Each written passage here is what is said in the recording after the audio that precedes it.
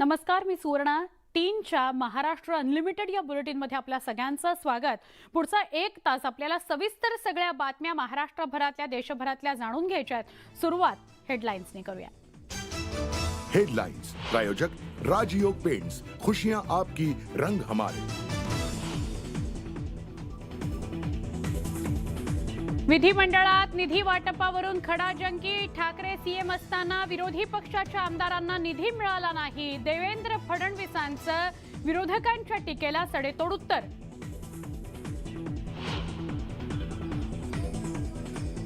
विधान भवनाच्या पायऱ्यांवर विरोधकांचं आंदोलन. वारकऱ्यांवरील लाठीचार्जचा निषेध करण्याकरता टाळ वाजवत आंदोलन.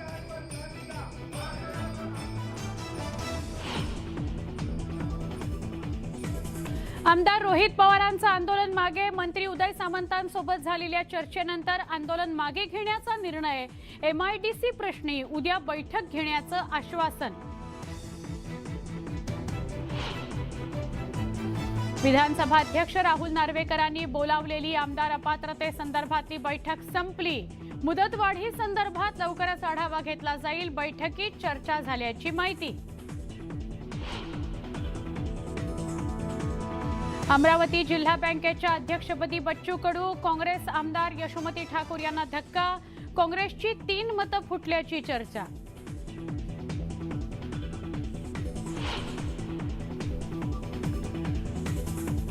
ज्ञानवापी मशीद सर्वेक्षणाचा जिल्हा न्यायालयाच्या आदेशाला सुप्रीम कोर्टाची स्थगिती. मुस्लिम पक्षकारांना हायकोर्टात जाण्यास 2 दिवसांची मुदत.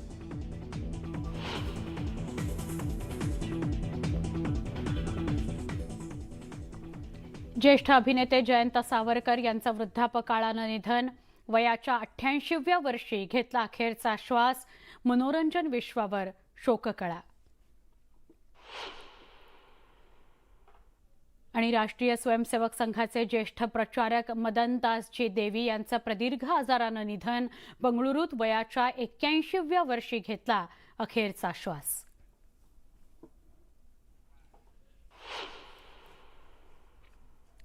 बुलेटिनमध्ये सविस्तर घडामोडींना सुरुवात करूया. पहिली बातमी पुण्यातून आहे. पुण्यातील लोहगावच्या महाराष्ट्र पोलीस मेगासिटी घोटाळा प्रकरणासंदर्भातली बातमी आहे. संबंधित संस्थेचं फॉरेन्सिक ऑडिट करण्याचे आदेश गृहमंत्री देवेंद्र फडणवीस यांनी दिले आहेत. तसंच 7200 पोलिसांना हक्काची घरं लवकर मिळावीत याकरता मी स्वतः बैठक लावणार आहे, असं उपमुख्यमंत्री देवेंद्र फडणवीस यांनी सभागृहामध्ये सांगितलेलं आहे. महत्त्वाची ही बातमी आहे. लोहगाव मेगा पोलीस सिटी घोटाळ्याला न्यूज 18 लोकमतनेच सगळ्यात आधी वाचा फोडलेली होती. त्यावरच आज स्थानिक आमदार सुनील टिंगरे यांनी लक्षवेधी विचारली असता शासनाकडून संबंधितांवर कारवाईचं आश्वासन दिलं गेलेलं आहे.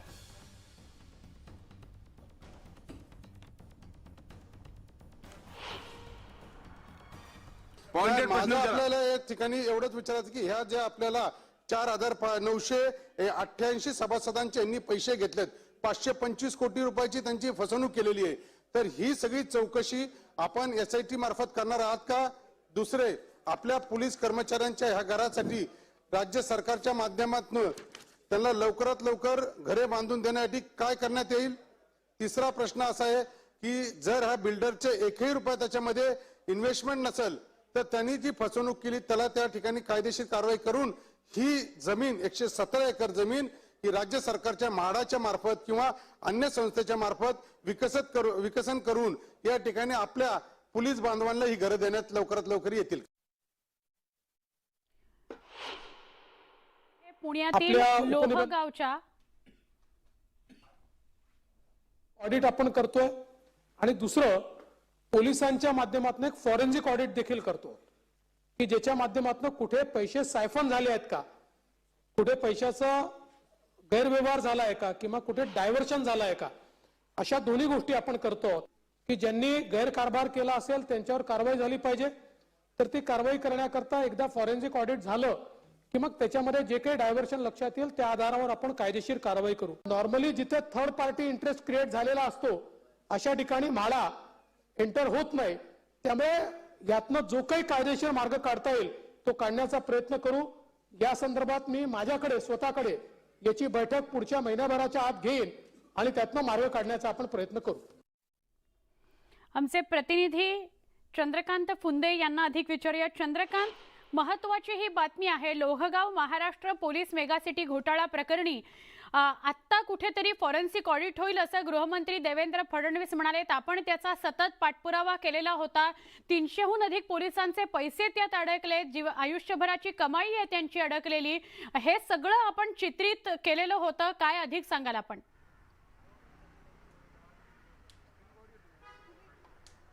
सुवर्णा, तुला आठवत असेल आपण गेल्या 2-3 महिन्यापूर्वी हा सगळा घोटाळा बाहेर आणला होता.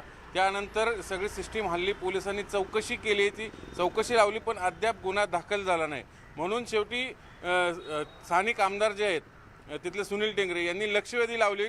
आज अखेर गृहमंत्र्यांना म्हणजे उपमुख्यमंत्री देवेंद्र फडणवीस यांना उत्तर द्यावं लागले आणि त्यांनी स्वतः मान्य केलंय की होय, तिथं गडबडी झाली, अनियमितता झाली. याला कारण तिथली जी गृहनिर्माण संस्था आहे त्यांनी गडबडी केलेली आहे आणि त्यांनी आता त्याचं फॉरेन्सिक ऑडिट करण्याचे आदेश दिलेत आणि बैठक लावण्याचं कबूल केलं. याचाच अर्थ पोलिसांना आता कुठेतरी न्याय मिळेल अशी आशा निर्माण झाली. आशा करूया की न्याय मिळावा, कारण तब्बल 7200 पोलिसांच्या घराचा प्रश्न आहे. मेगा सिटी आहे, यांच्याकडनं त्या काळात 5000 रुपये गोळा केले 2008 साली. आज 2023 आहे, अद्याप त्यांना घर नाही. 500 पोलीस बांधव बिचारे देवाघरी गेले, म्हणजे तरी घरं मिळत नाही. घराचं स्वप्न अधूर राहिलंच, त्यांच्या कुटुंबियांना मिळत नाही. असा सगळा आणि घोटाळा केल्या पोलिसांनीच, पोलीस बांधवांनाच लुटले. तत्कालीन पोलीस आयुक्तांनी त्यांच्या मर्जीतली कंपनी तिथे नेमली. त्या कंपनीने पोलिसांच्या पैशातून जागा खरेदी केली 117 एकराची आणि नावाला 2-4 बिल्डिंग बांधल्या. आणि आज लक्षवेधीत उत्तर देताना काय दावा करतात, आम्ही 27 बिल्डिंग बांधल्या. प्रत्यक्षात तिथं 3-4 बिल्डिंग नाही, हे स्वतः गृहमंत्र्यांनी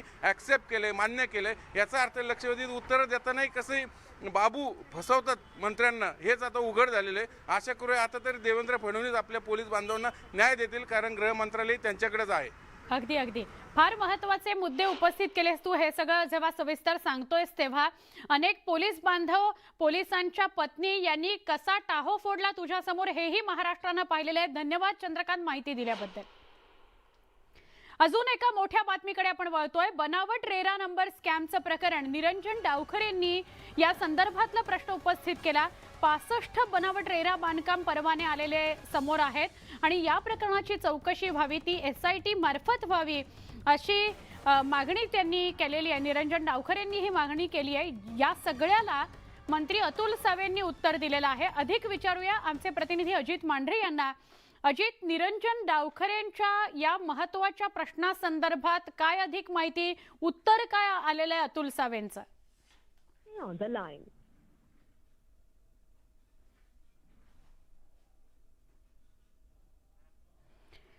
65 बनावट रेरा बांधकाम परवाने समोर आलेले आहेत. याच्याविषयी निरंजन डावखरे यांनी प्रश्न विचारलेला होता. या सगळ्या प्रकरणाची SIT मार्फत चौकशी झाली पाहिजे असं त्यांनी म्हटलंय.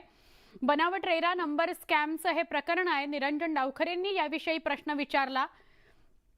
65 बनावट रेरा बांधकाम परवाने समोर आलेत. SIT मार्फत याची चौकशी करा असं त्यांनी म्हटलंय. मंत्री अतुल सावे यांनी याला उत्तर दिलंय.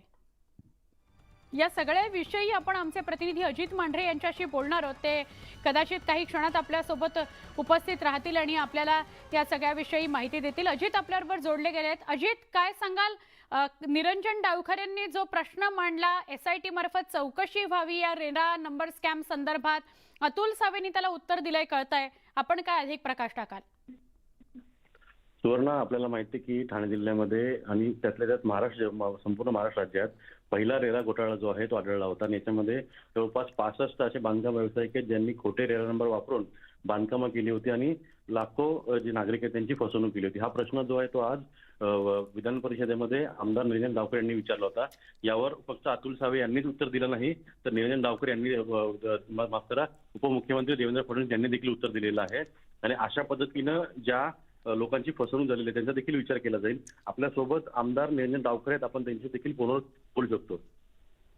नक्की. निरंजनजी, आपला प्रश्न काय होता नेमका? आपण काय गंभीर बाब समोर आणलीत, पटलावर मांडलीत?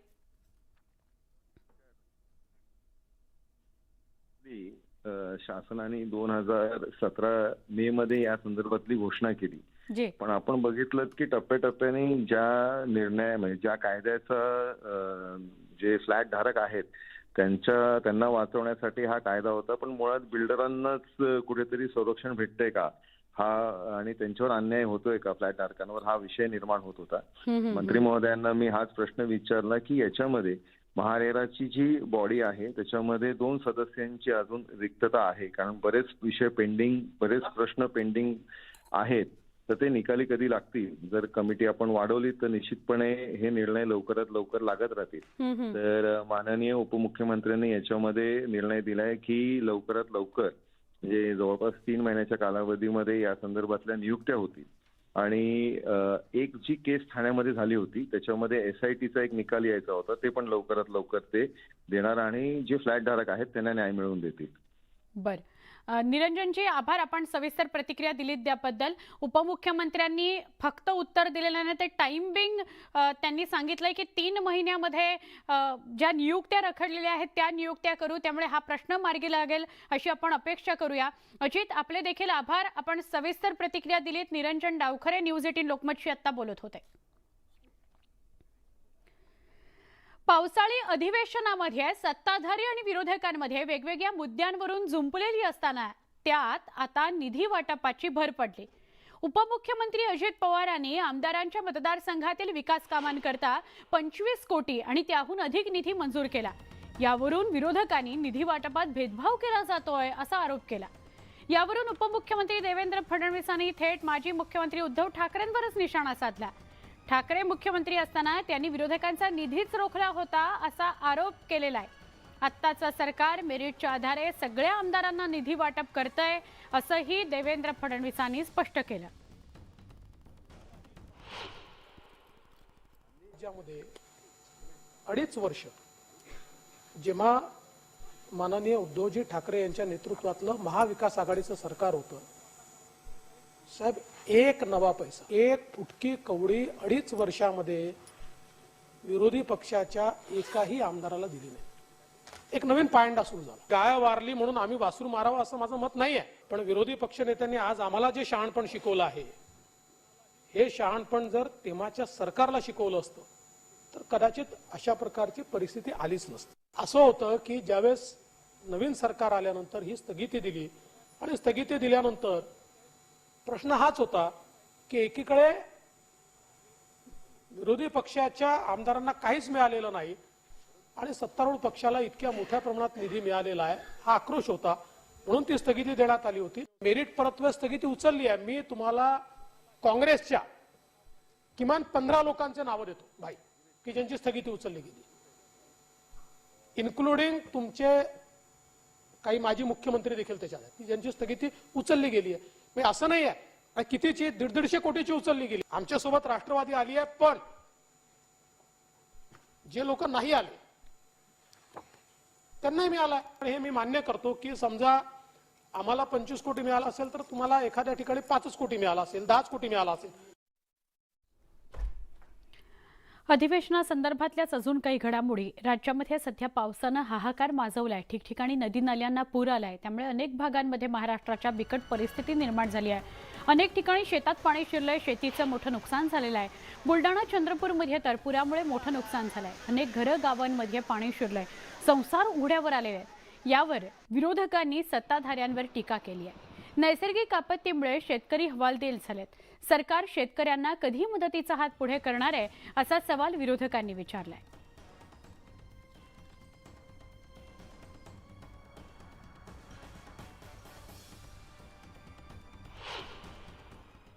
जे काय अवकाळी पावसामध्ये नुकसान झालेलं होतं त्याची भरपाई सहित आणि आजची जी आहे ही तुटपुंजी मदत नको. शेतकऱ्यांना तुम्हीच पीक विमा 1 रुपयाचं सांगताय. आता विम्याच्या पण पॉलिसी बाबतचं निवेदन आपल्याला करावं लागणार आहे, कारण की आता वर्ष वाया गेलं शेतकऱ्यांचं. आणि अशा परिस्थितीमध्ये सरकारची भूमिका स्पष्ट असली पाहिजे, सुस्पष्ट असली पाहिजे आणि शेतकऱ्याला दिलासा देणारी असली पाहिजे. आणि ती घोषणाच होता कामा नये. शेतकऱ्याला मदत मिळावी अध्यक्ष महोदय, ही मागणी आमची राहणार आहे. तलाव तातडीनं काहीतरी सिमेंट बॅग टाकून, रेती भरलेले बॅग टाकून जे फुटलेले तलाव आहेत, विदर्भामध्ये आतापर्यंत 14 तलाव फुटलेत अध्यक्ष महोदय. 14 माहिती घेतली. 14 तलाव जर मानले नाहीत तर हजारो हेक्टर जमीन शेतकऱ्यांची पिकणार नाही. भराव पडलाय, ते भराव कधी काढणार. पुन्हा नव्यानं पळे कधी भरणार? शेतीचं प्रचंड नुकसान झालेलं आहे. पण दादा तातडीनं त्या तलावांच्या बांधकामासाठी निधी उपलब्ध करून द्या, दुरुस्तीसाठी, आणि मायनस अकाउंट मधून पैसे काढायचे आदेश करा, अशी आमची विनंती आहे. अतिवृष्टीमुळे फार मोठ्या प्रमाणात विदर्भामध्ये गडचिरोली, चंद्रपूर, अमरावती, अकोला, वाशिम या ठिकाणी मोठ्या प्रमाणात अतिवृष्टीमुळे नुकसान झालंय. तिची लवकरात लवकर सर्वांनी मागणी केल्याप्रमाणे त्याचं सर्वेक्षण होऊन त्यांना मदत झाली पाहिजे, नंबर 1. आणि सर्वात महत्वाचा मुद्दा अध्यक्ष महोदय, की मागच्या वेळेस सुद्धा काही महिन्यापूर्वी जेव्हा अशा पद्धतीची अतिवृष्टी आणि गारपीट झाली होती त्यावेळेस मोठ्या प्रमाणात पिकाचं नुकसान झालं होतं. सर्वेक्षण झालं, सर्वेक्षणच्या संपूर्ण रिपोर्ट मंत्रालयात आला, पण अजून सुद्धा त्यांना अतिवृष्टी आणि गारपीटची मदत मिळाली नाही. आपण त्यावेळेस कशी मदत केली होती हे जर आठवलं तर आपण तातडीनं त्याच दिवशी खावटी दिली होती. काही लोकांना, गरीब माणसं असायचे, संसार पाण्याखाली गेलेले, त्यांची अशी अवस्था असायची, त्यांना खावटी, लगेच खावटीची व्यवस्था, धान्याची व्यवस्था, जेवणाची व्यवस्था, त्यांना संरक्षण चांगल्या ठिकाणी नेणं व त्यांना बसवणं, या सगळ्या गोष्टी आपण केलेल्या होत्या. यावेळेस आम्हाला तितकी तातडी ही दिसत नाही, ही वस्तुस्थिती आहे. तुम्हाला जुना अनुभव आहे, त्या अनुभवाचा उपयोग करा आणि तातडीनं जिथं अतिवृष्टी आणि महापुरासारखी परिस्थिती, चंद्रपूरचं माननीय वडेट्टीवारजींनी सांगितलं, या सगळ्या ठिकाणी आपली यंत्रणा अलर्ट करा, प्रत्येक नागरिकाच्या जीवाची काळजी घ्या. विरोधकांनी अतिवृष्टीचा मुद्दा उचलून धरल्यावर सत्ताधारी पक्षानं विरोधकांना जोरदार प्रत्युत्तर दिलं. मदत वाटपाबाबत सरकार गंभीर असून शेतकऱ्यांना आम्ही वाऱ्यावर सोडणार नाही, पूरग्रस्तांना तातडीनं मदत करू, असं मंत्री गिरीश महाजन म्हणाले. पूरस्थितीचं सरकारला 100% गांभीर्य आहे, मदतीपासून कुणीही वंचित राहणार नाही याची खबरदारी आम्ही घेऊ, असं उपमुख्यमंत्री अजित पवारही म्हणाले. मी धान्य सुद्धा वाटलं गेलेलं आहे. 5-5 हजाराचे चेक सुद्धा कालच त्या लोकांना, म्हणजे तिसऱ्या दिवशी, एकच दिवस आडवा गेला, तिसऱ्या दिवशी आपण सगळ्या लोकांना त्या ठिकाणी मदत केली, त्यांची राहण्याची व्यवस्था केली, त्यांना त्या ठिकाणी जेवण बनवून त्याची जेवणाची व्यवस्था त्या ठिकाणी केली. कारण घरामध्ये पाणी गेलं काही लोकांच्या. शेतीबद्दल तर न बोललेलं बरं, पिकंही गेली आहेत, जमिनी खरडून निघालेल्या आहेत, त्याचे पंचनामे होतील, त्यांना आता आपण निकष काय वाढवण्याचे, कमी करायचे, त्यामध्ये आपण त्यांना मदत करू. पण आपण ज्या पद्धतीने सांगतायत की गंभीर नाही, मागे जसं केलं तसं नाही, मला वाटतं आम्ही सगळेजण अलर्ट आहोत. गांभीर्य सरकारला 100% आहे. यामध्ये आज जे काही मुद्दे काढलेले आहेत, मदत दिली पाहिजे. इथं स्वतः अन्न धान्य नागरी पुरवठा मंत्री बसलेले आहेत, त्यांनी स्टँडिंग ऑर्डर दिलेल्या आहेत जिल्हाधिकाऱ्यांना की कुठेही असा प्रसंग झाला तर ताबडतोब तिथं धान्य द्या, ते मोफत धान्य द्या. त्यांना ज्यांना धान्य शिजवता येणार नाही त्यांना आपण म्हणजे जे काही शिजून पॅकेज वगैरे त्या गोष्टी देतोय आणि तातडीची मदत पण आपण अध्यक्ष महोदय देतोय. काल 5,000 रुपयाची मदत पण सुरू झाली. राष्ट्रवादी काँग्रेसचे आमदार रोहित पवार यांनी विधान भवन परिसरामध्ये आंदोलनाला सुरुवात केली. छत्रपती शिवरायांच्या पुतळ्यासमोर हातात बोर्ड घेऊन ते आंदोलनाला बसले होते. कर्जत जामखेडच्या MIDCच्या मुद्द्यावर जोपर्यंत अधिसूचना जारी होत नाही तोपर्यंत आंदोलन सुरूच राहील असा निर्धारच त्यांनी केला होता. त्यानंतर मंत्री उदय सामंतांनी दिलेल्या आश्वासनानंतर रोहित पवारांनी आंदोलन मागे घेतलं. लेखी आश्वासन दिलं गेलं. हा प्रश्न अनिल देशमुखांनी विधानसभेमध्ये उपस्थित केला. विधानसभा अध्यक्ष राहुल नार्वेकर यांनी मात्र अशा प्रकारे सदस्यांनी अधिवेशन सुरू असताना विधानसभेच्या परिसरात आंदोलन करणं चुकीचं आहे, सभागृहात असं म्हणणं मांडलं पाहिजे असं मत व्यक्त केलं. तर उद्योगमंत्री उदय सामंतांनी लेखी आश्वासन दिलं असताना उपोषण करणं चुकीचं आहे असं म्हणत उपमुख्यमंत्री अजित पवारांनी नाराजी नोंदवली.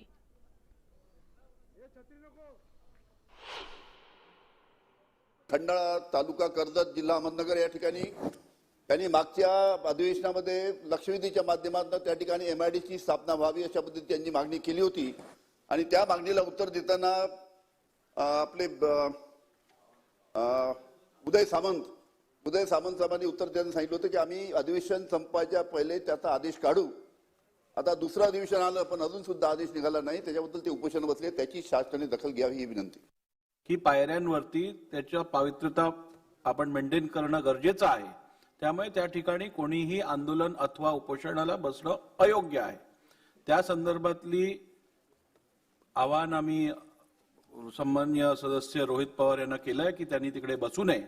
आणि माझी ही विनंती राहील की राष्ट्रवादी पक्षातल्या इतर सदस्यांनी पण त्यांची तशीच समजूत घालून त्यांना शासनाने पण त्यांची समजूत घालावी आणि त्यांनी सभागृहात येऊन आपलं म्हणणं मांडावं.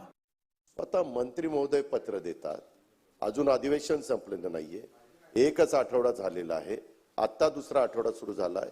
लोकप्रतिनिधींनी पण निवेदन दिल्यानंतर त्या MIDCचे चेअरमन आणि राज्याच्या उद्योग मंत्र्यांनी पत्र दिल्यानंतर त्याची गंभीरतेने नोंद घ्यायला पाहिजे. अशा पद्धतीनं बसणं उचित नाही आणि त्याचे पुरावे पण माझ्याकडे आहेत. राज्याचा उद्योग मंत्री म्हणून मी त्यांची भेट घेतली. त्यांच्या मागणीनुसार उद्याच्या उद्या उद्योग विभागामार्फत कर्जतमध्ये MIDC होण्यासंदर्भामध्ये बैठकीचं आयोजन केलं जाईल असं मी त्यांना आश्वासन दिलेलं आहे. आणि त्यांच्या मतदारसंघातली ही MIDC होण्यासाठी जी अधिसूचना काढावी लागते त्याच्यासाठी उद्योग विभाग हा नक्की सकारात्मक आहे. त्याच्यावर तातडीनं निर्णय घेतील अशा पद्धतीची भूमिका मी उद्योगमंत्री म्हणून त्या ठिकाणी मांडलेली आहे.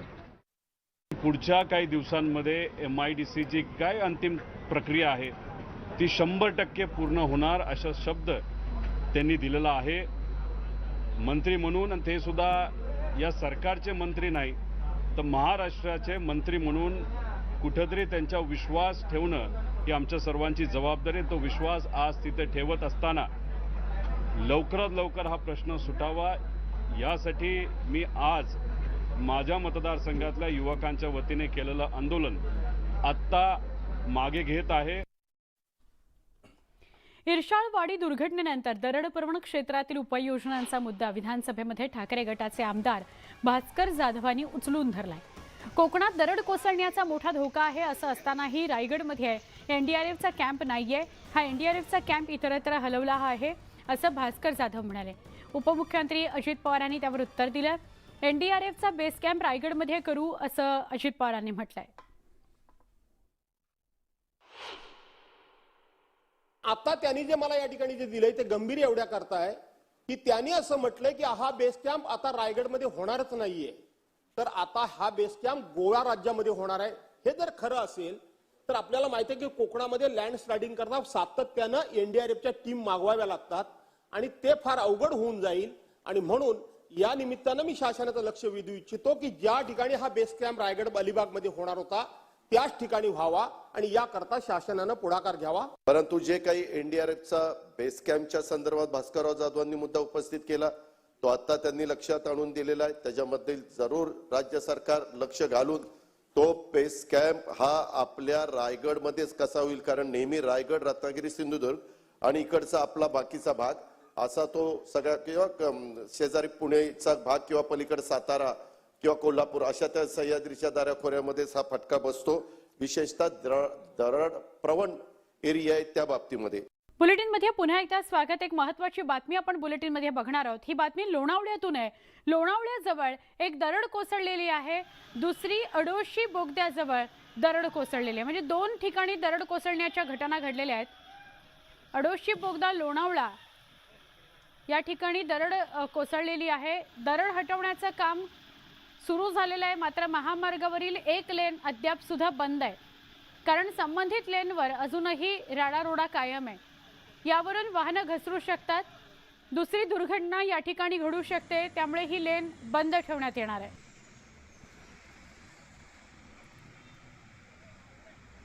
पुणे मुंबई एक्सप्रेसवेवर आडोशी बोगद्याजवळ काल रात्री दरड कोसळली होती. मात्र ती दरड काढण्याचं काम आता युद्ध पातळीवर सुरू आहे. आपण जर पाहायला गेलं तर जे दगड जे जाळीमध्ये अडकले होते ते दगड काढण्याचं काम हे जाळीतून युद्ध पातळीवर सुरू आहे. आपण जर पाहायला गेलं तर हे या ज्या डोंगरावर आता संपूर्ण कारागीर वरती चढलेले आहेत आणि ते हे दगड काढण्याचं काम सुरू आहे. काल जर पाहायला गेलं आपण तर काल 10:15च्या दरम्यान इथे दरड कोसळली होती.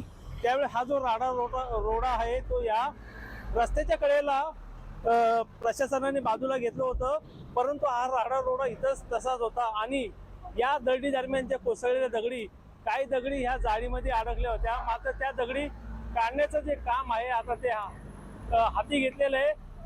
आता या ठिकाणी पुण्याहून मुंबईला जाणारा हा जो महामार्ग आहे हा बंद करण्यात आलेला आहे. हा जो मेगा ब्लॉक घेण्यात आलेला आहे. 12 ते 2च्या दरम्यान हे संपूर्ण येथील हे जे आहे काम पूर्ण होणार आहे. त्यानंतरच पुण्यावरनं मुंबईला जाणारी ही जी मार्गिका आहे खऱ्या अर्थाने सुरळीत होणार आहे. गणेश जुडाम, न्यूज 18 लोकमत, लोणावळा. नाशिकच्या सटाणा भागात 2 गटात तुफान राडा झाला. या ठिकाणी लाठ्या काठ्यांनी एकमेकांवर हल्ला करण्यात आल्याची घटना घडलेली आहे. हाणामारीचा व्हिडिओ व्हायरल होतोय। या हल्ल्यात महिलेसह 3 जण जखमी झालेत, त्यांना रुग्णालयात दाखल करण्यात आलेलं आहे। मारहाण प्रकरणी 8 जणांवर गुन्हा दाखल करण्यात आलाय।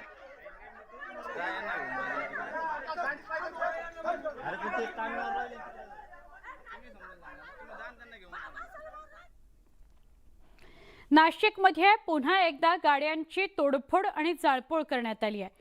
सिडको नंतर आता नाशिक रोडच्या विहितगाव परिसरात ही तोडफोड करण्यात आली आहे। मध्यरात्री युवकांनी कोयता मिरवत ही दहशत निर्माण केली।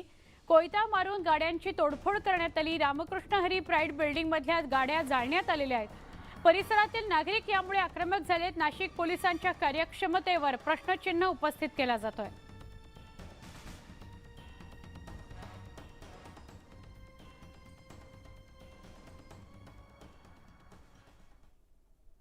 बोदवड तालुक्यातील हरणखेड इथल्या रस्ता रुंदीकरणाच्या मागणीकरता सरपंचांनी स्वतःवर डिझेल ओतून आत्मदहन करण्याचा प्रयत्न केल्याची घटना समोर येते। रुंदीकरणाची मागणी वेळोवेळी करण्यात आली। सामाजिक बांधकाम विभागाकडे त्याच्याविषयीची निवेदनं दिली गेली, पण या मागणीकडे सर्रास दुर्लक्ष केलं जातं। त्यामुळे सरपंचांनी हे टोकाचं पाऊल उचललंय।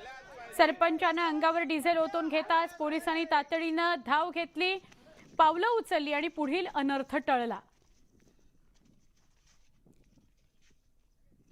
आम्ही रस्त्याच्या रुंदीकरणाबाबत आणि साईड पट्ट्याबाबत मागणी केलेली आहे, परंतु आता 3दा पत्र देऊनही कोणत्याही प्रकारची सार्वजनिक बांधकाम विभाग कोणत्याही प्रकारची दखल घेत नाही आहे। त्यामुळे नाईलाजास्तव आज आम्ही आत्मदहनाचा इशारा दिला आहे, तर ते आता नाईलाजच आहे। जर त्यांनी ही मागणी मान्य केली असती तर असतं, परंतु कोणत्याही प्रकारची दखल या अधिकाऱ्यांनी घेतलेली नाही आहे। विहीर चोरीला गेली हा विषय तुम्ही जाऊ तिथे खाऊ या प्रसिद्ध सिनेमात बघितला असेल, पण चित्रपटाला सुद्धा लाजवेल असा काहीसा प्रकार बीडमध्ये समोर आलाय। 4 वर्षांपूर्वी एका शेतात विहीर खोदलेली असल्याचं दाखवून अधिकाऱ्यांनी परस्पर त्या विहिरी संदर्भातलं अनुदान लाटलंय। प्रत्यक्षात त्या ठिकाणी विहिरीच नसल्यानं हे प्रकरण थेट आता न्यायालयात गेलंय। न्यायालयानं गुन्हे दाखल करण्याची मुभा दिलेली आहे।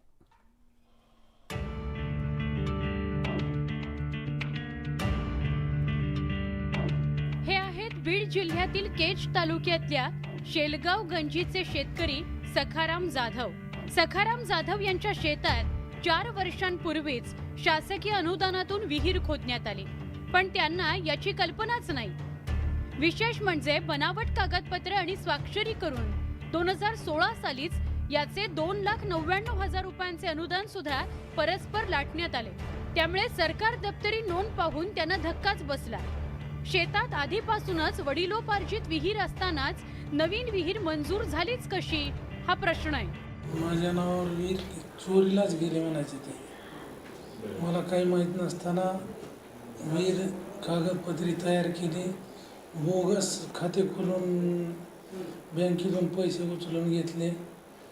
मला काय त्या विहिरीचा लाभ दिला नाही। Survey number 166। 4 ऑगस्ट 2022 मध्ये त्यांनी गटविकास अधिकाऱ्यांना आणि 26 सप्टेंबर 2022ला जिल्हाधिकाऱ्यांना निवेदनं दिली, पण दोन्हीही निवेदनांवर कुठलीच कारवाई झाली नाही।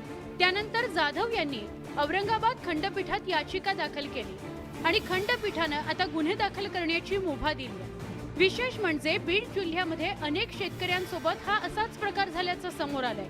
त्यामुळे खंडपीठानंही आता संबंधितांवर गुन्हे दाखल करण्याची मुभा दिली आहे। कुठलीही मंजुरी न घेता त्यांच्या नावे बोगस कागदपत्र तयार करून तत्कालीन ग्रामसेवक, सरपंच तसेच तांत्रिक अधिकारी, गट विकास अधिकारी यांनी सर्वांनी एकत्रित संगनमत करून या शेतकऱ्याच्या नावे विहीर मंजूर झाली असून ती विहीर खोदली असल्याचे बनावट कागदपत्र आधारे दाखवले। तसेच चौकशी अंती जे लोक याच्यामध्ये इन्व्हॉल्व असतील त्यांच्यावरती गुन्हे नोंद होतील। जाऊ तिथे खाऊ या चित्रपटामध्ये विहीर चोरीची घटना रुपेरी पडद्यावर दाखवण्यात आली होती, पण बीडच्या या घटनेनंतर आता विहीर चोरीला गेली असं कोणी म्हणालं तर तुम्हाला आश्चर्य वाटायला नको। छत्रपती संभाजीनगरहून अविनाश कानडजेसह ब्युरो रिपोर्ट, न्यूज 18 लोकमत। धाराशिवमधील बस स्थानकाची अक्षरशः दुरवस्था झाली आहे। तडा गेलेली आणि गळती सुरू असलेली बस स्थानकाची इमारत कधीही कोसळू शकते अशी भीती आहे। अधिकारी मात्र या विषयावर बोलायलाच तयार नाहीत।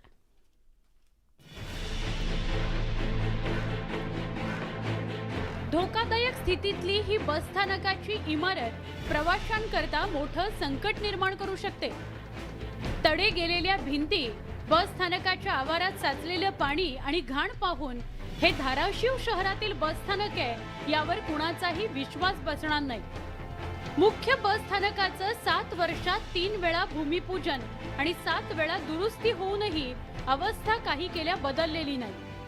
वरिष्ठांचं लक्ष नाही, त्याला कोणी काय रात्रमध्ये स्वच्छता नसते. बऱ्याच वेळा ते शिपायाला सांगितलं झाडून घे, ते झाडून घेत नाही.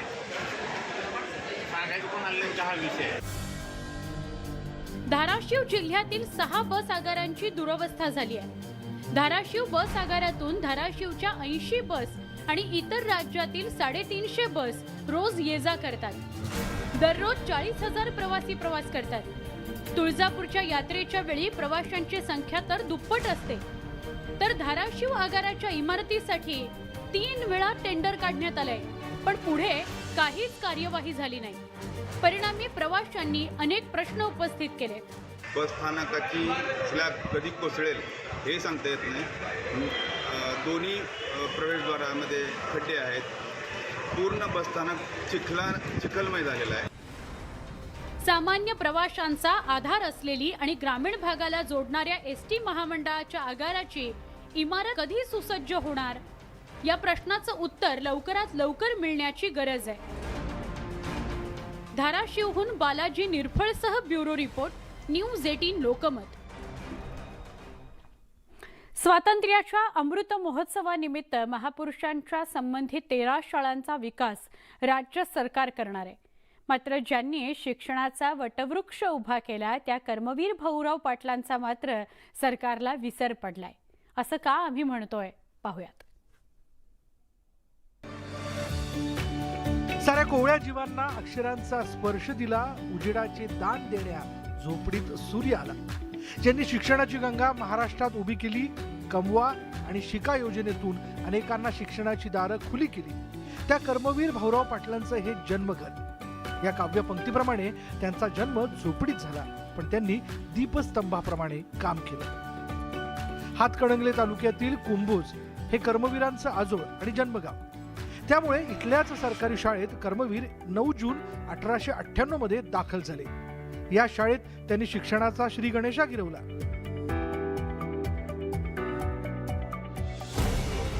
मात्र महापुरुषांच्या संबंधित शाळेचा सरकारने विकास करण्याची जी यादी जाहीर केली, यामध्ये मात्र या शाळेचा सरकारला विसर पडला.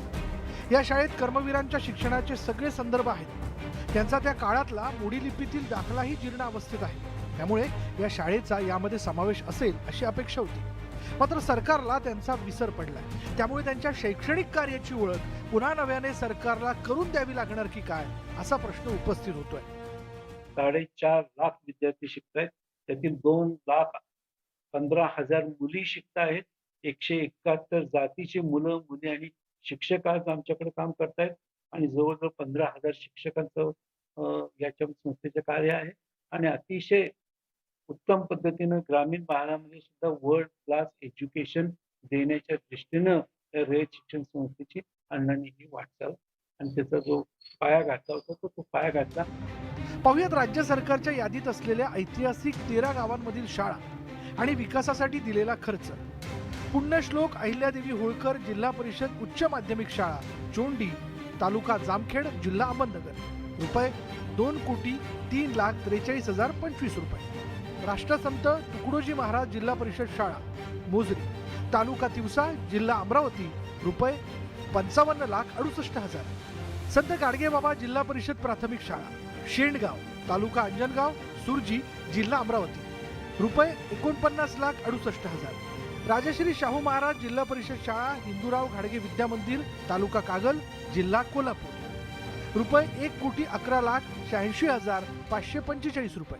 महात्मा ज्योतिबा फुले ज्योती सावित्री इंटरनॅशनल जिल्हा परिषद शाळा खानवाडी, तालुका पुरंदर, जिल्हा पुणे, रुपये 1,46,62,774 रुपये.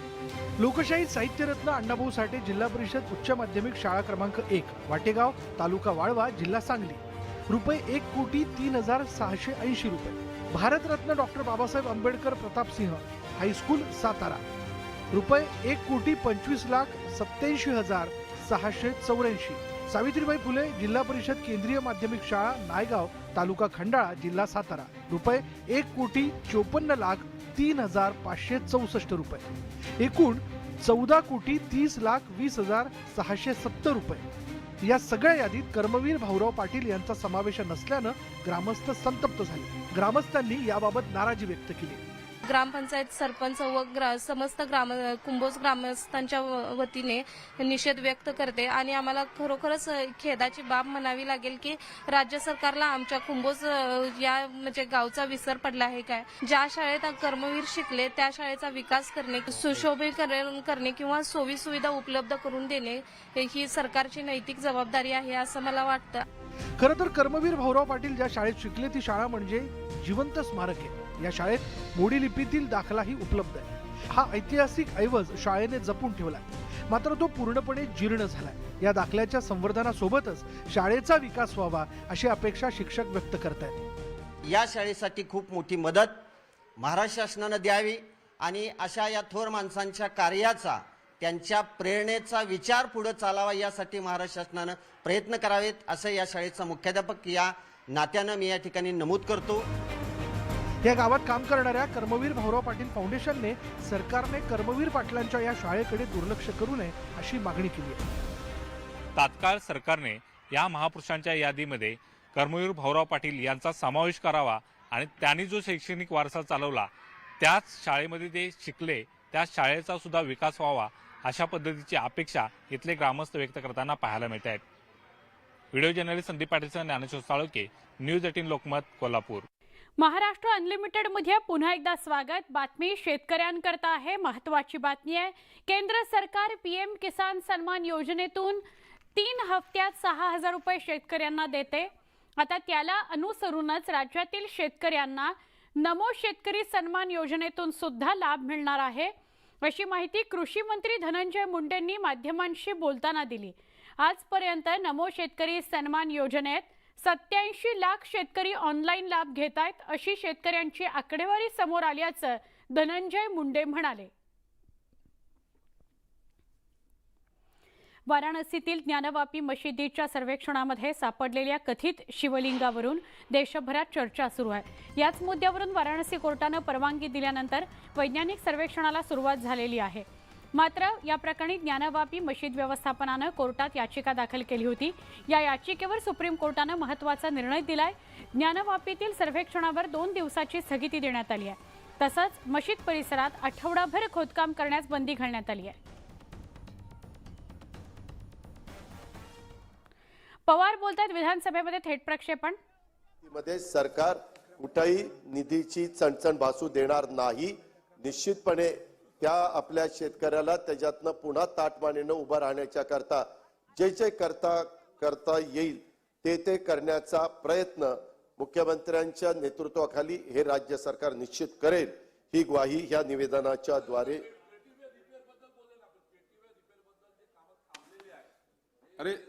अध्यक्ष महोदय, मगाशी सन्माननीय सदस्यांनी सकाळी मुद्दे उपस्थित करत असताना आता सुनील केदार साहेबांनी जो मुद्दा उपस्थित केला तोही मांडलेला होता.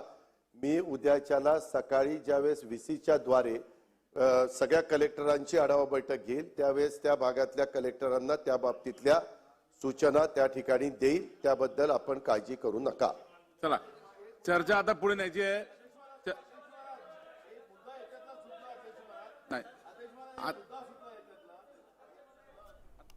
या सगळ्या बातम्यांसंदर्भात आपण सविस्तर बघत होतो, बोलत होतो. निधी वाटपासंदर्भात शेतकऱ्यांना काय नुकसान भरपाई मिळणार या संदर्भात अजित पवारांनी उत्तर दिलेलं आहे. आत्ता बुलेटिनमध्ये इथेच थांबतोय. ताज्या बातम्यांकरता काही क्षणात पुन्हा भेटू. पहा फक्त न्यूज 18 लोकमत.